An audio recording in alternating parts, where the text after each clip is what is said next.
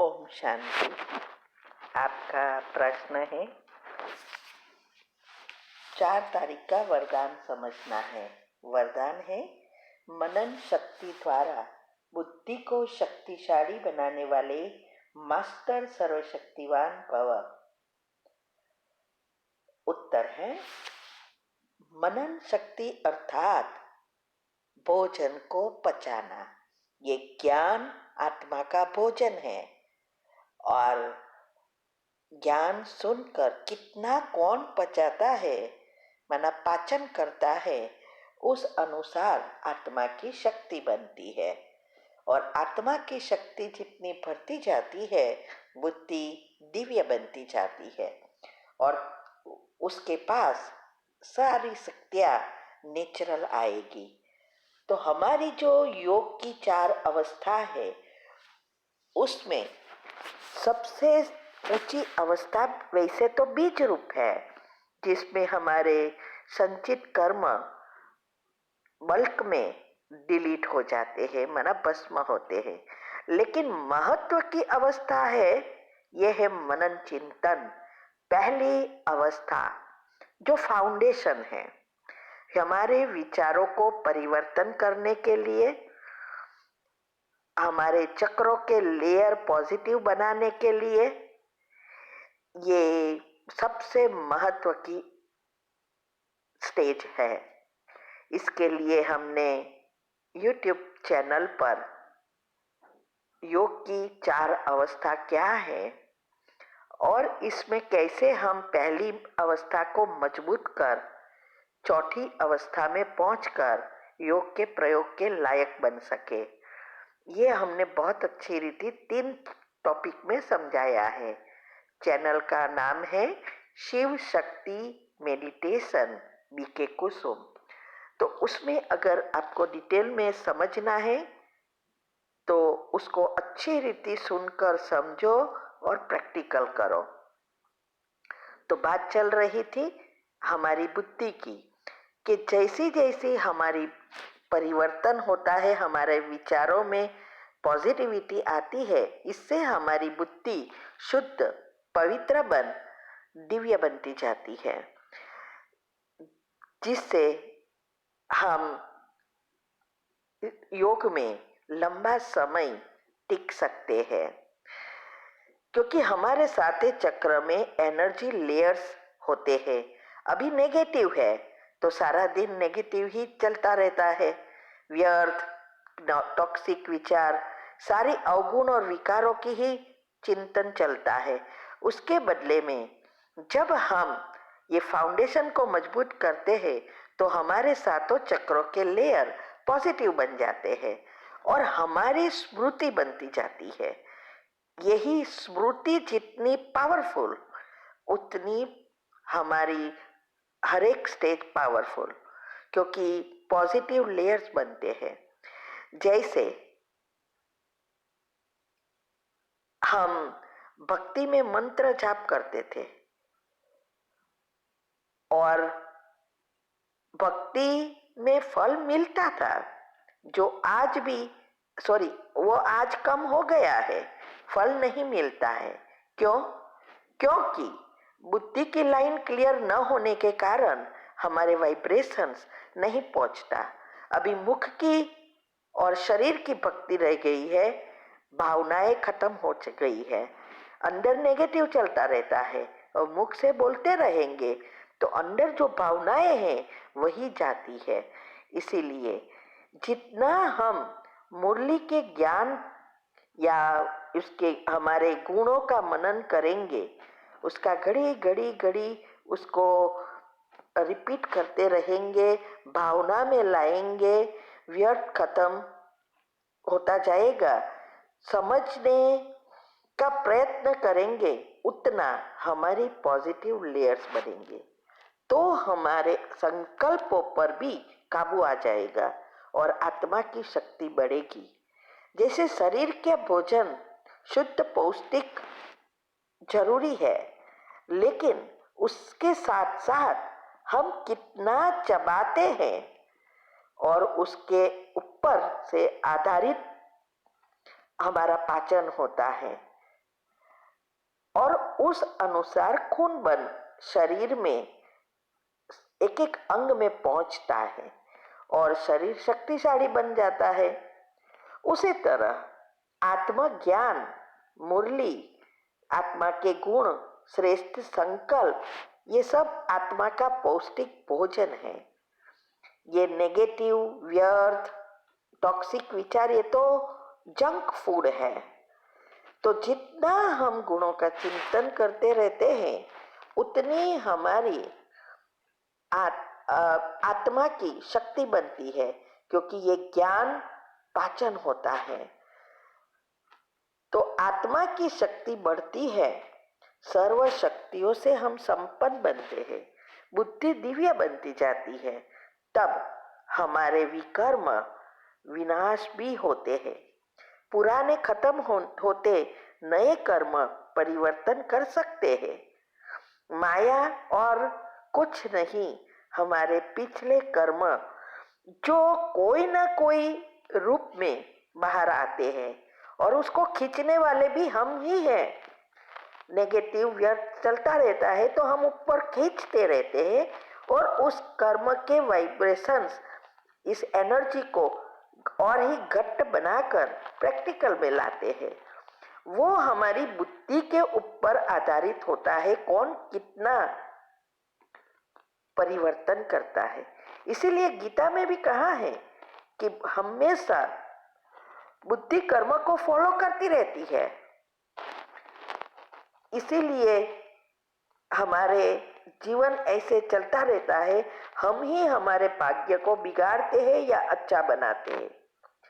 लेकिन कभी कभी हम ना चाहते भी गलत हो जाता है ना। तो इसका कारण क्या? इसका कारण है हमारी बुद्धि। अगर शुद्ध बनती है तब फिर कर्म बुद्धि को फॉलो करता है, अर्थात जो बुद्धि कहे वैसे कर्म करता है। पहले में कर्म आते रहते हैं, बुद्धि फॉलो करके प्रैक्टिकल में लाती रहती है। दूसरे में जब बुद्धि दिव्य बनती है तो फिर कर्म हम बुद्धि जो कहे वही करेगा। बुद्धि कहे कि ये खराब है, नहीं करना है, तो नहीं करेगा, क्योंकि परख शक्ति और निर्णय शक्ति एकदम बढ़ जाती है। तो बुद्धि शुद्ध बनती है तब फिर कर्म बुद्धि को फॉलो करता है।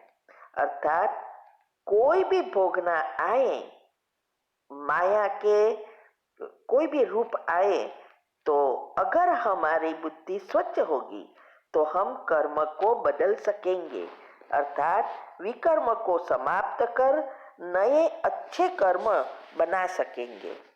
जब तक व्यर्थ नेगेटिव चलता रहता है तब तक आत्मा की शक्ति तो ड्रेन होती ही जाएगी और बुद्धि पर नेगेटिव आवरण आने से बुद्धि स्थूल बनती जाती है, जिसे बाबा कहते हैं बुद्धि पर गोदरेज का ताला लग गया है। तो ये बुद्धि को परिवर्तन करने में ही नंबर पड़ते हैं।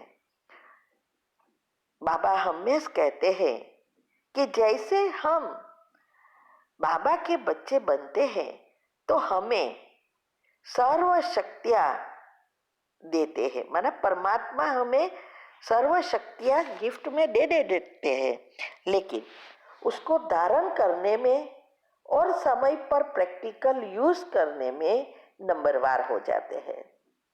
इसीलिए आज परमात्मा ने कहा सुबह एक पॉइंट पर मनन करके, माना कोई भी एक गुण का चिंतन करो और वो स्वमान में स्थित हो जाओ।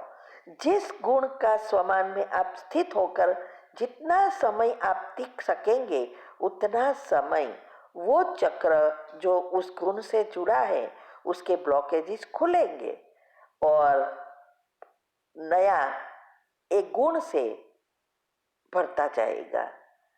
यही है संचित कर्म भस्म करने की विधि। तो इसके लिए ही ये कुंडलिनी चक्र जो हमने रखा है वो कोई दुनियावी बातें नहीं है, वो आध्यात्मिकता से जुड़ा है।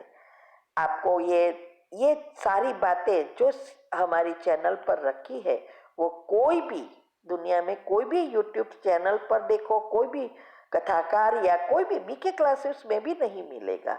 ऐसी गुह्य राज रखा है। तो अगर आप आगे जाना चाहते हो तो उसका जरूर अभ्यास कर, प्रैक्टिकल करो। ठीक है। ओम शांति। आपका प्रश्न है, अंतिम समय के पेपर के लिए नए बच्चों को क्या करना चाहिए, क्या तैयारी करनी चाहिए? उत्तर है, देखो, बच्चे चाहे नए हैं या पुराने हैं, या 80 साल से है या 50 साल से है या 5 दिन के है, सबको ये अवस्था बनानी है कि सेकंड में फुल स्टॉप कर सके, अचल अडोल अवस्था बनानी है। और इसकी विधि हमने यूट्यूब पर रखी है, जो अगले प्रश्न में बताया। उसमें अगर आप ये विधि फॉलो करेंगे तो अंतिम समय के जो भी पेपर आने वाले हैं उसको उसको पार कर हम सेकंड में फुल स्टॉप लगाकर बाप समान बन बाबा के साथ जा सकेंगे। ठीक है। ओम शांति। ओम शांति। आपका जो प्रश्न है कि रोज रात को मैं उस आत्मा को सकाश देती हूँ, लेकिन अमृत वेले में बाबा से पहले वो सपनों का थॉट आता है। इस प्रकार से कई अमृत वेला भी ठीक नहीं हो सकता। मैं रोज सोने से पहले मेडिटेशन कर बाबा को लेटर भी लिख के सोती हूँ, लेकिन फिर भी बीच बीच में हो रहा है। तो मुझे क्या करना चाहिए? उत्तर है, देखो, सबसे श्रेष्ठ समय है अमृत वेले के बाद, माना पावरफुल अमृत वेला करने के बाद वो आत्मा जब सोती है तब ही उसको सकाश देना है। रात को तो आप थके हैं, क्या न क्या सोचते रहेंगे, उसकी नेगेटिव बातें याद आती रहेगी और फिर वो सपनों में भी वही प्रोसेस होगा। इसीलिए अगर आपको रात को सोते समय ये सोचना है कि उसको माफ करना है, तो बस अब ये आत्मा के साथ मेरे सब हिसाब किताब चुकत हो गए, ऐसे एक ही सेंटेंस सोचते सोचते सो जाओ। सकाश देने की जरूरत नहीं है। रात को तो सिर्फ बाबा के साथ योग करते करते स्वमान में रहते सो जाना है और सुबह में ही उसको देना है। अमृत वेला मिस होता है, इसका मतलब अभी तक आपकी योग की अवस्था ही नहीं है, तो फिर माफ कैसे कर सकेंगे? इसीलिए योग की अवस्था अगर होती है तो अमृत वेला ना तो कभी मिस होता, ना कभी अमृत वेले पर आलस्य आता। इसीलिए हमने जो विधि बताई है उसको चेक करो और उस अनुसार करेंगे तो जरूर आपको फायदा होगा। बाकी ऐसे तो सारी जिंदगी करेंगे तो फायदा नहीं होगा। ओम शांति। ओम शांति। आपका प्रश्न है, आंसू आया मना फेल और अम्मा मरी तो भी हलवा खाओ, ये मुरली में आया, ये बात समझनी है। उत्तर है, ये आंसू क्यों नहीं आना चाहिए, क्यों नहीं रोना, ये हमने 2-3 दिन पहले ही प्रश्न के उत्तर में कहा था और यूट्यूब पर भी रख दिया है, तो वो आप सुन सकते हैं। तो आंसू आना मना फेल, उसका अर्थ यह है कि कोई भी चीज, कोई भी पेपर अगर आया और अगर हमें आंसू आया, उसका अर्थ ये हुआ हमारे अंदर फीलिंग में है, उसको हमने भूला नहीं है और फीलिंग से उस घटना को, उस कर्म की नेगेटिव एनर्जी को हमने बढ़ाया, तो खत्म करने की जगह ये बढ़ते जाएंगे, तो कभी भी फुल स्टॉप नहीं लगा सकेंगे। तो फिर इसका मतलब यह हुआ कि आप सेकंड के पेपर में पास होंगे ही नहीं, तो फेल होंगे। तो ये जो भी पेपर छोटे छोटे आते हैं वो टेस्ट पेपर है अवस्था बनाने के लिए। वो उसके ऊपर से हमें पता चलता है कि हमारी कैसी अवस्था बनी है, कितना समय लगता है ये फुल स्टॉप लगाने में। और अम्मा मरी तो भी हलवा खाओ का अर्थ यह है कि किस घर में किसी की भी मृत्यु हो जाए, वो सबसे बड़ा कड़े से कड़ा पेपर है, क्योंकि जिस परिवार से हम जुड़े हैं उसके एक सडनली ये चले जाते हैं तो वो घटना बहुत भयंकर कड़ी है। तो उस समय भी आप अचल अडोल रह सको, मना खुशी मनाओ अंदर से, तो उस आत्मा को भी आप सुख दे रहे हो, उसको उसके पाप कर्म को भस्म करने में मदद कर रहे हो और आपके साथ के हिसाब किताब भी चुकतो कर रहे हो। ये बहुत बड़ी समझने की बात है जो दुनिया वाले को नहीं पता है। तो हलवा खाना मना खुशी मना रोना नहीं है, उसको अच्छे गुणों का चिंतन कर उसको अच्छी सकाश दे सकते हैं या उसके साथ के हिसाब किताब चुकतो कर रख सकते हैं। इसके मैंने बहुत टॉपिक रखे हैं, बहुत बार प्रश्न आए थे, तो वो अंतिम समय के लिए कि क्या क्या करना चाहिए, आत्मा अगर शरीर छोड़ती है तो उसके लिए क्या करने से वो आत्मा को लाभ होता है, क्या करने से वो आत्मा को दुख होता है, ये टॉपिक बहुत रखे हैं, तो यूट्यूब पर आप सुन सकते हैं। ओम शांति। आपका प्रश्न है, योग में हमें बाबा की एनर्जी मिलती है इसीलिए पाप कर्म नष्ट होते हैं, लेकिन स्वदर्शन चक्र बुद्धि में फिरने से ऐसा क्या होता है जिससे पाप नष्ट होता है, जिससे आज परमात्मा ने कहा तुम स्वदर्शन चक्रधारी हो, तुम्हारी बुद्धि में सारा चक्र फिरता रहता है, तो उससे तुम्हारे पाप कट जाते हैं। उत्तर है, देखो ये स्वदर्शन चक्र ही सुदर्शन चक्र जो भक्ति में बताया है कि कृष्ण के हाथ में, नारायण के हाथ में, विष्णु के हाथ में, सभी में बताया है सुदर्शन मना सु मना स्व, स्व मना आत्मा, आत्मा का दर्शन करते हैं। ये जो 5 युग है और पांचों युगों में आत्मा को उस स्थिति में सोचते और देखते हैं, तो इससे क्या होता है, हमारी नेगेटिव व्यर्थ खत्म होता जाता है और पॉजिटिव से भरपूर होते जाते हैं। बुद्धि विजुअलाइजिंग पावर बढ़ जाता है, तो बुद्धि भी क्लीन होती जाती है। तो जब हम योग में बैठते हैं तो योग लगाना नहीं पड़ता, योग नेचुरल लग जाता है। तो ये अवस्था बनाने का मुख्य फाउंडेशन है। बुद्धि में एकाग्रता लाने के लिए, जब तक एकाग्रता नहीं आती तब तक हम परमात्मा से जुड़ नहीं सकते। इसमें मन विचार करे और बुद्धि उस टाइम उसको देखे, जो भी चिंतन चलता है उसका दृश्य क्रिएट कर उसको देखना है, तभी हम वो एनर्जी को या चीज को नजदीक में खींच सकते हैं। तो ये अवस्था बनाने के लिए ये स्वदर्शन चक्र घुमाना जरूरी है।